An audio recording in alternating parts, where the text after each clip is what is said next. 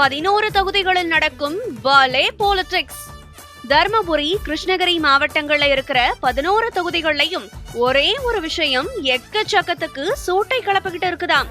அந்த பகுதியில ஒரு விமான நிலையம் கொண்டு வருவேன்னு சூரிய கட்சி தலைவர் சொன்னது ஒரு பக்கம் பாசிட்டிவான விஷயமா பார்க்கப்பட்டாலும் அதோட மறுபக்கம் எதிர்விளைவுகளை ஏற்படுத்தி இருக்குதாம். அதே மாதிரி இந்த பகுதியில சிப்காட் அமைச்சே தீருவோம்னு சூரிய கட்சி பெண் வாரிசு முழங்கினதும் இப்போ ராங் ரூட்ல போயிட்டு இருக்காம். இவங்க சொன்ன திட்டங்களுக்கு பல ஆயிரம் ஏக்கர் நிலம் தேவைப்படும். அதுக்காக விவசாயிகள் கிட்ட இருக்கிற விவசாய நிலங்களை எடுத்துக்குவாங்க அப்படின்னு மக்கள் மத்தியில ஒரு கருத்து பரவிக்கிட்டு இருக்குதாம். எந்த பகுதியில எவ்வளவு நிலங்கள் எடுப்பாங்கன்னு புரியாம 2 மாவட்டங்கள்ல இருக்கிற விவசாயிகளும் டென்ஷன்ல இருக்காங்களாம். இலை கட்சிக்காரங்க தான் இதை தூண்டி விடுறாங்கன்னு சூரிய கட்சிக்காரங்க சொன்னாலும் விவகாரம் நாளுக்கு நாள் வில்லங்கமா தான் போயிட்டு இருக்குதாம்.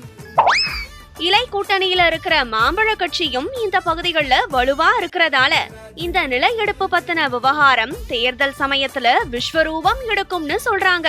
சேலம் 8 வழிச்சாலை விவகாரத்தை சூரிய கட்சி எப்படி பெருசாக்குச்சோ அதே மாதிரி இந்த விவகாரத்தையும் கொண்டு போகணும் அப்படிங்கிறது தான் இலை கட்சியோட திட்டமாம்.